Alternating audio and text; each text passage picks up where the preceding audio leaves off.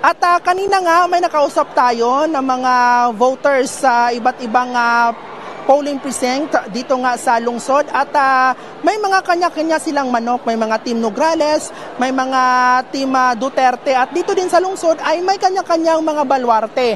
Ang dalawang pamilya, itong ang pamilya Duterte at pamilya Nograles, may kanya-kanya silang mga barangay na sumusuporta sa kanila sa 182 na mga barangay dito sa lungsod. At narinig niyo yun mga pre, may kanya-kanyang manok. Kasi kung noon po, nung panahon ni Digong, pag sinabing Duterte, sulit po sila dyan. Duterte po talaga. Diba? Duterte, Duterte, Duterte. Pero ngayon po, narinig niyo yung balita, may kanya-kanya na silang manok. May Duterte, may Nograles. So dyan po natin makikita mga pre, na talagang marami na pong nagising. Marami na pong nagising sa katotohanan. At eto ramdam ko po ngayon, yung pagkapanalo ni Nograles dyan. Kasi bakit? Pinagkakaguluhan po ngayon ng mga botante. Diba? Yung iba sumisigaw-sigaw pa ng Nograles kami! Nograles kami! Diba?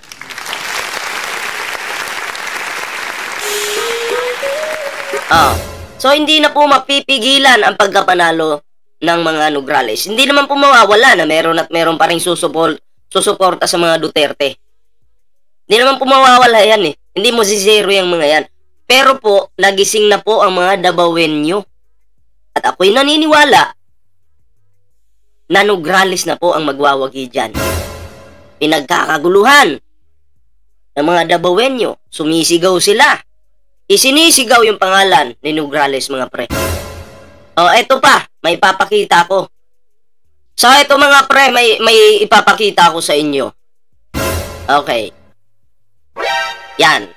Ayun dito nakalagay, handa na ba kayo sa ating panalo? Ito ang naging tanong ni Carlo Nograles sa mga Dabawenyos. So may tanong po siya. At kampante po si Carlo Nograles na mananalo po ito. Kampanting-kampante po. Kaya, alam nyo, kung noon minahal ng mga Pilipino ang mga Duterte kasi akala natin hate nila yung pulburon, ngayon iba na po, baliktad na yung sitwasyon. Kasi, lumabas na po ang baho ng mga Duterte diyan sa Davao. Imagine, lahat, karamihan po ng mga kakampi ng mga Duterte bumaliktad po. Kumampi po sa administrasyon. Diba? So, ito po yung ating bibigyan ng reaksyon ngayon mga pre. Pero syempre, no? Bago po tayo magtuloy-tuloy sa ating reaksyon ngayon, kung bago ka pa lang dito sa ating YouTube channel, huwag kalimutang mag-like, share, and subscribe para naman po maging updated kayo lahat sa mga uploads natin. Syempre mga pre, meron po tayong Facebook page, Ballpoint Man 2.0. Huwag pong kalimutang i-follow, no? Yung ating Facebook page kasi minsan mga pre, dyan po tayo nag-update, no? Ballpoint Man 2.0 mga pre. Okay, so eto na nga, no? At bigyan na po natin ito ng reaksyon. Itong ating video, no? Ayan, panoorin po natin ito. Nakaboto na po kanina sina Vice President Sara at kapatid niyang si Paulo Pulong Duterte. Ang kanilang baluarte susubukang basagin ng mga Nograles. At live mula sa Davao City, magbabalita si Bril Montalvo para sa Bilang Pilipino 2025. Bril, anong update dyan sa Davao? Nakaboto na ba ang mga Nograles? Andre, nandito tayo ngayon sa Teodoro Palmahil Elementary School sa Davao City kung saan boboto ang magkapatid na Carlo at Migs Nograles para sa Bilang Pilipino 2025. Kakatapos lang ng bumoto ni Atty. Carlo Nograles na tumatakbo bilang alkalde ng lungsod. Makakalaban naman niya si dating Pangulong Rodrigo Duterte na kasalukuyang nakakulong sa The Hague. Ito. Makakalaban niya si Digong. Bibigyan ko kayo ng idea kahit tagilid si Digong ngayon, manalo. Hindi ko naman sinabing hindi mananalo si Digong. Hindi ko rin sinabing mananalo. Pero, tagilid po si Digong na manalo ngayon. Mas malakas po ngayon si Carlo Nograles. Bigyan ko kayo ng idea. Pag si Digong nanalo ng pagka-mayor dyan sa Davao, papaano magagampanan ni Digong yung mga trabaho dyan? Iwala siya dyan sa Davao. Oh. Papaano? Ang gagalaw pa rin po niyan, Vice President. Sino? Ay si Basti. O di ba si Basti, subok nyo na dyan sa Davao? Di umano, tanghali na pumasok sa opisina. Diba? Eh di gusto nyo bang magkaletsi-letsi po yung Davao? Ha? Yung iboboto nyo nasa dahig? Hindi rin naman makakapagtrabaho yung tao kasi nasa dahig. Sinong gagawa? Eh Vice President pa rin. Eh alam nyo naman, di umano, tamad ito si Basti. Diba? Oh, sabik lang sa kapangyarihan pero tamad naman. Diba? Ay dito na po kayo kay Carlo Nograles. Diba? Kasi nandyan eh. Mababantayan po kayo. Matutulungan kayo. Mai-improve yung Davao. Diba? Si Basti, na-improve ba yung Davao? Nung siya yung mayor dyan, na-improve niya yung Davao? Puro lang paninira sa gobyerno yung ginagawa. Ah. Yan ba yung susuportahan ninyo?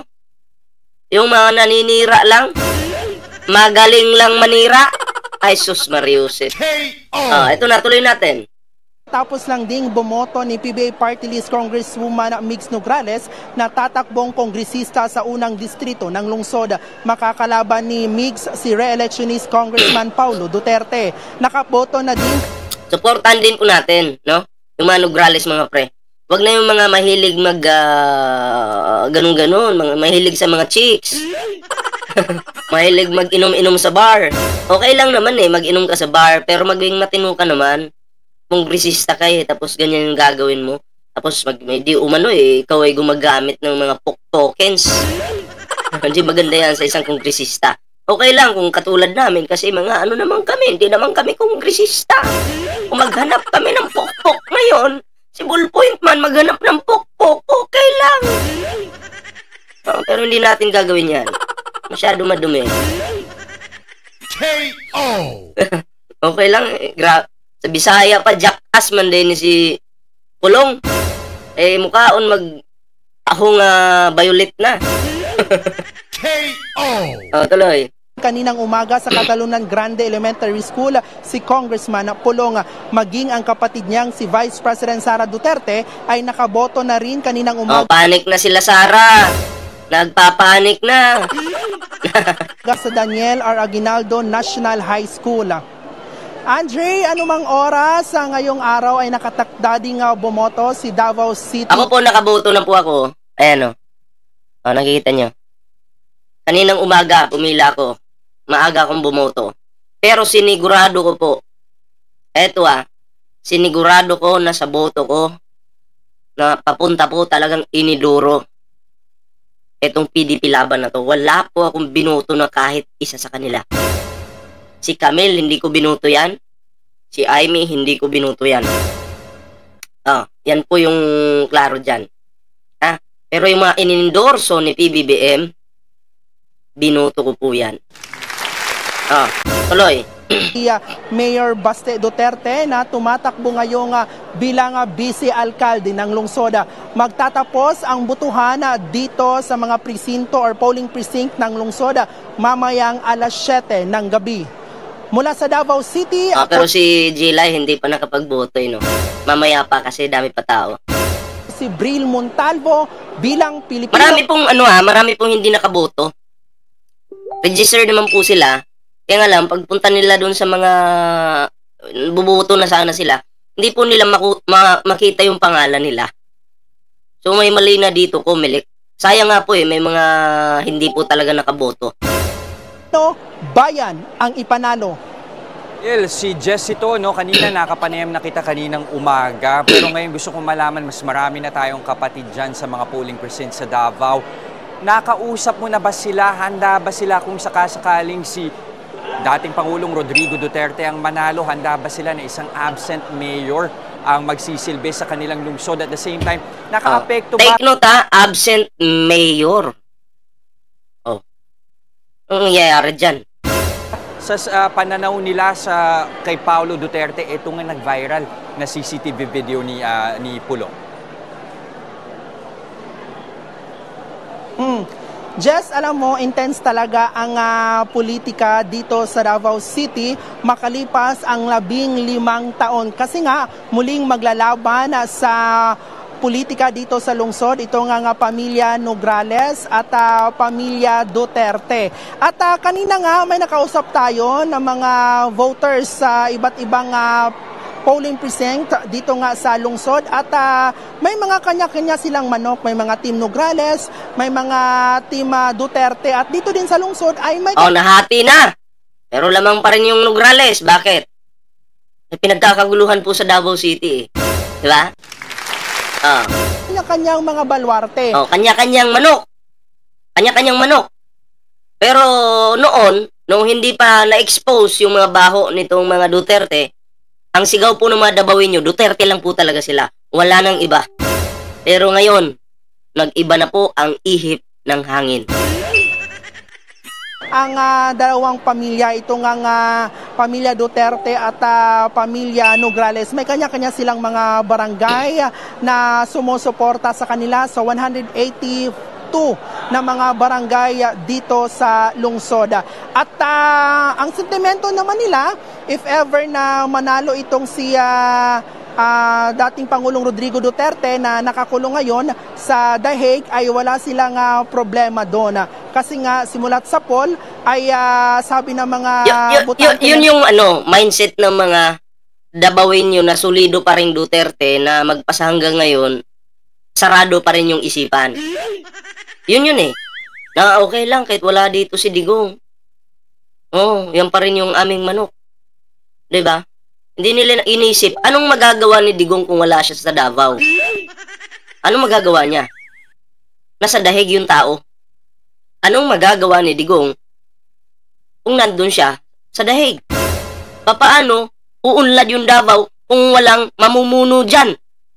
Absent mayor. Yun yung mindset ng mga Pilipino na uto-uto. Mindset yun, mga Pilipinong uto-uto ng mga Dabawenyo. Ha? Papayag po ba kayo na papasok kayo sa paaralan, tapos yung teacher ninyo wala, absent?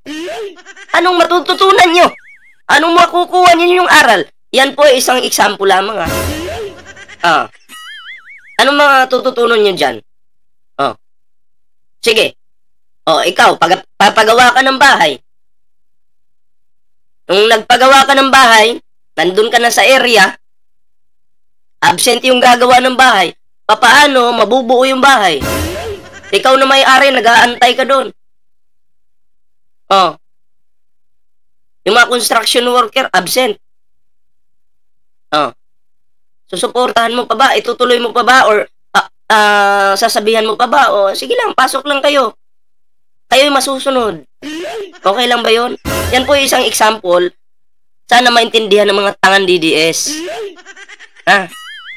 Pero kahit ano pang sabihin ninyo, maliwanag naman dito na wala na talaga. Gising na po. Halos 65% ng mga Dabawenyo. Gising na po sa katotohanan. 65 to 70%. Gising na po sa katotohanan. Tuloy. Nakausap natin ay may talaga sila, may trust talaga sila kay dating Pangulong Rodrigo Duterte sa pamamahala dito sa Davao City. Jess? Abril, si Nikito, no? Nakakapanaya mo ba si former CSC Commissioner Carlo Nograles before? Kanina? Kasi siyempre iba ang hatak ng Duterte sa Davao. Noon, iba yung hatak talaga, pero ngayon, sila yung mahahatak. Mahahatak pababa sa kanilang mga posisyon.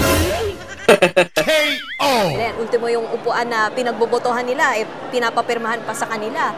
At nagiging, parang binibisita pa para tignan ng mga tao.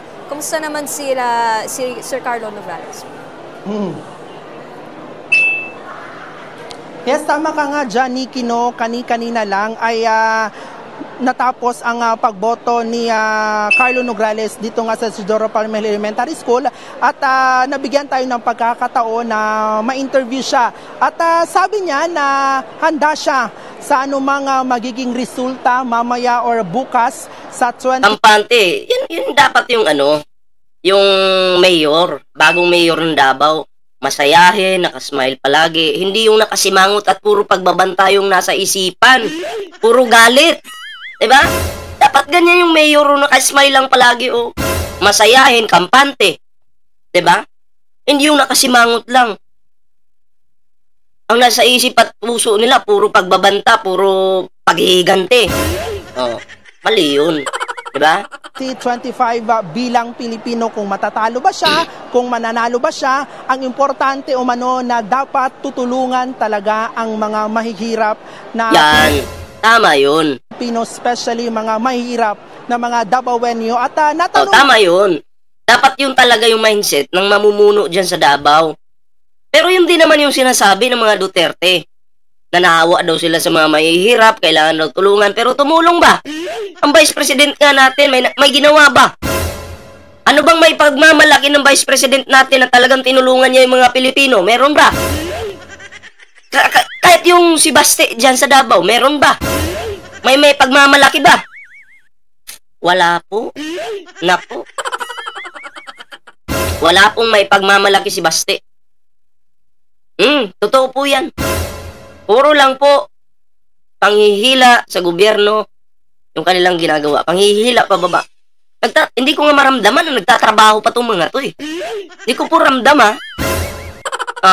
Hindi natin kanina si Attorney Carlo Nograles na kung ano ang mensahe niya sa kanyang katunggali at kanyang former boss na si dating Pangulong Rodrigo Duterte, at ang sabi niya na binigyan umano niya ng choices ang mga Davaoenyo sa pagpili. Kasi nga for the longest time wala talagang ibang mapili umano dito sa Davao City. Kasi may gusto mang lumaban dyan sa Davao. Ayaw na lang. Bakit? Takot po sila sa mga Duterte. Alam nyo naman kung ano yung kayang gawin ng mga Duterte. Alam nyo. Diba? Lalo na pag ikaw wala kang power, tapos sila nasa kapangyarihan talaga, tapos susubukan mong kalabanin. Alam mo na yung mangyayari sa'yo. Ang bihira na. Pero ito, malakas po yung loob ni Carlo Nograles, no, na kalabanin po yung mga Duterte. Kasi malinis yung puso niya eh. Gusto niya talaga magsilbi sa mga Pilipino. Kaya yan po yung dapat nating suportahan. Maaga pa, abay, buto na. Politika, kundi mga Duterte. So sa ngayong bilang Pilipino 2025, bibigyan ng Team Nograles ng choices ang mga Davaoenyo kung sino ang kanilang iboboto, iloloklok dito sa mga lokal na posisyon ng lungsod, at tanggap yun ni Carlo Nograles kung anuman ang magiging resulta. Nikki. Ayun, no? Marunong po siyang tumanggap ng pagkatalo. At sana ganun din ang mga Duterte, ano? Dapat marunong din po silang tumanggap ng pagkatalo. Diba? So, ayun, nagkakagulo po ngayon sa Davao, no? Ano pong nagkakagulo, ballpoint man? Natutuwa yung mga supporter nang makita yung kanilang mga sinusuportahan. Yun po yung ibig natin sabihin, ano? And then, yun nga, si Carlo Nograles pinagkaguluhan nung nakita. Kasi may kanya-kanya na pong manok ang mga Davaoenyo. May Duterte, may Nograles, pero nangingibabaw po yung Nograles. Diba? Kahit ako, isang Davaoenyo, no? Ay magiging masaya po ako kung mananalo po si Nograles. Subukan naman natin yung kakayahan ni Carlo Nograles dyan sa Davao. Diba? Ang mga Duterte na ipakita na nila yung kanilang kakayahan. Tama na siguro na yun. At nakita na natin yung kanilang mga sikreto, mga baho nila. Kailangan pa bang suportahan? Hindi na po. Diba? So, yun lang, no? Anyway, eto bigyan ko lang ng reaction itong si Benhur Abalos. Si Benhur Abalos po, mga pre, maaga pa. Iboto po natin. Number 1 yan kanina, binoto ko. Siya yung kauna-unahang talagang binilugan ko. Diba? Kauna-unahang binilugan ko, Benhur Abalos po. Bakit? Tingnan mo. Sinong humuli? Alice Guo. Sino? Si Abalos. Di ba?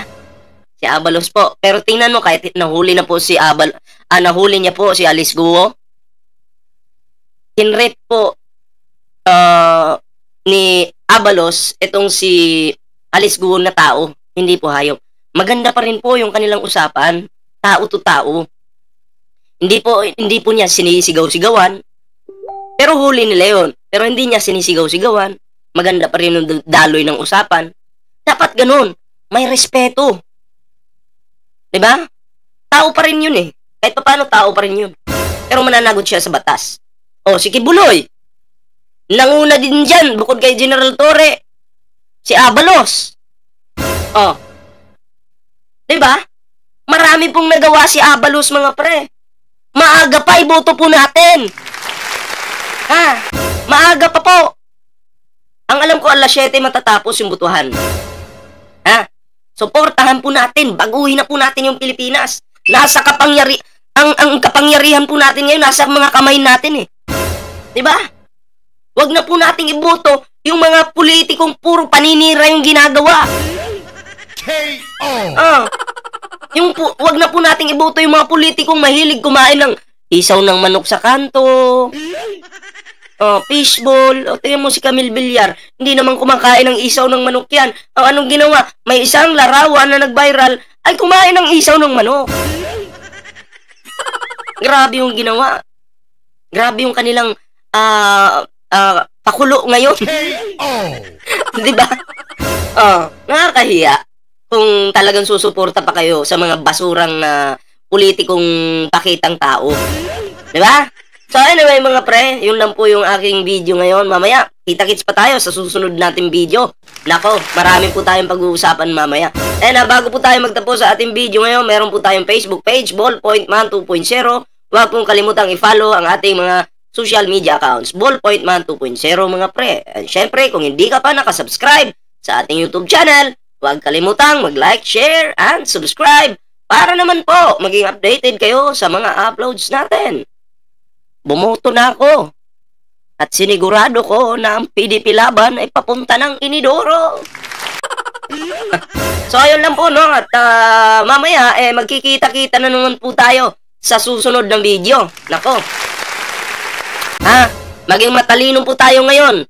Huwag po tayong magpapalin lang. Kung hanggat maaari, ilistan nyo yung yung iboboto nyo. Para pagdating nyo doon tuloy-tuloy na, dire-diretso na, hindi na kayo malilito pa. Diba? Ganun po yung gawin nyo. Ilista nyo na lang, diba? So, yun lang po yung ating video ngayon. Kita-kits po tayo sa susunod na video.